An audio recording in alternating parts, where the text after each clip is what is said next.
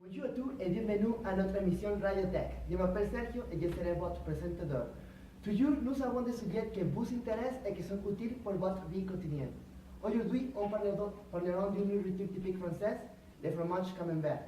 Maintenant, nos invités spéciaux, la diététicienne Mariana Haas et l'agronome Ernesto Tirado, vont nous parler de ces professions, qu'est-ce qu'ils font et comment ça se relationne avec le fromage camembert. Bonjour Mariana et bon après-midi. Est-ce que vous pourriez nous raconter qu'est-ce que vous faites dans votre travail? Bonjour Sergio, je suis très heureuse d'être ici avec vous. Je pense que le sujet d'aujourd'hui va être très intéressant pour tous ceux qui aiment le fromage et les produits laitiers en général, parce que vous connaîtrez les propriétés du fromage et aussi ses aspects. Je vais faire des prescriptions pour personnes âgées qui ont besoin de propriétés que tu peux les trouver dans le fromage camembert. Ils ont besoin de ces propriétés pour avoir une bonne santé, pour renforcer ses défenses et aussi pour avoir plus d'énergie. Aussi, tu dois être très gentil avec l'heure et tu dois prendre soin de l'heure et être toujours avec cette personne. Ça c'est super intéressant Mariana. Mais finalement, est-ce que vous pourriez nous raconter un peu de les propriétés du fromage? Bien sûr, Sergio. Comme vous le savez tous, le fromage camembert est un aliment riche en protéines qui nourrit l'être humain. C'est une excellente source de phosphore et de calcium qui joue un rôle essentiel dans la formation de os et de dents. Merci Mariana pour votre information et on va continuer avec l'agronome Ernesto Tirado qui va nous parler de l'importance de sa profession. Bonjour Ernesto et bienvenue. Vous êtes agronome, c'est vrai? Est-ce que vous pourriez nous raconter un peu de la relation du fromage avec votre profession? Bonjour Sergio et à tous les auditeurs. Bah oui, je suis agronome. Eh bien, le fromage se produit à base de lait et je suis responsable de sa qualité. Alors, pouvez-vous faire du fromage avec de différents types de lait? Bien sûr, le fromage peut être préparé avec tous les types de lait. Les plus courants et les types que je fais dans mon travail sont les laits de vache et de lait chèvre. Mais vous pouvez utiliser lait de porc ou fondamentalement tout autre animal qui produit du lait. Et finalement, quel type de fromage est-ce que vous recommanderiez à notre auditeur à essayer? Fabriqué à partir de lait de chèvre est le meilleur, mais pour beaucoup de gens, il est un peu difficile à l'estomac. C'est pour cela que le lait de soja et le lait d'amande sont une alternative très saine pour les personnes qui sont intolérantes au lactose.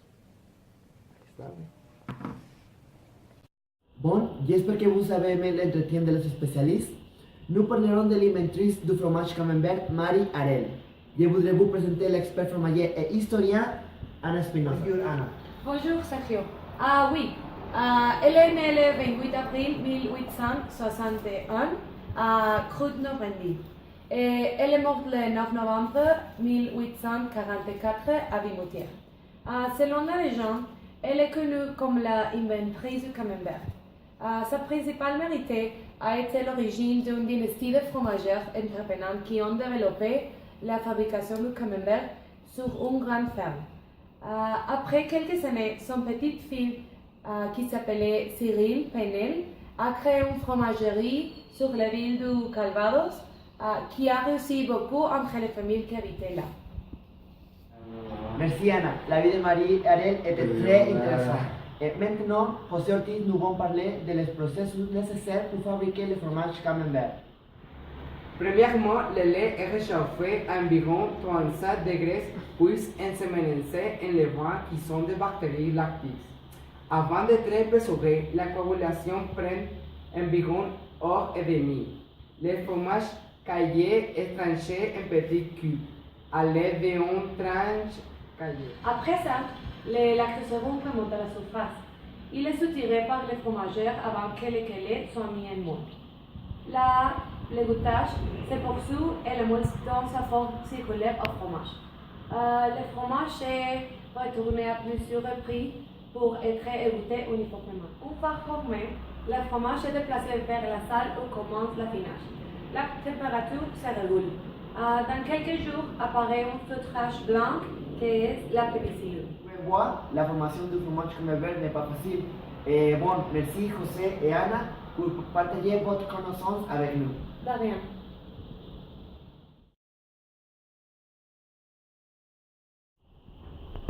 Saviez-vous qu'en 1926, un Américain, Joseph Kirin, est arrivé en Normandie?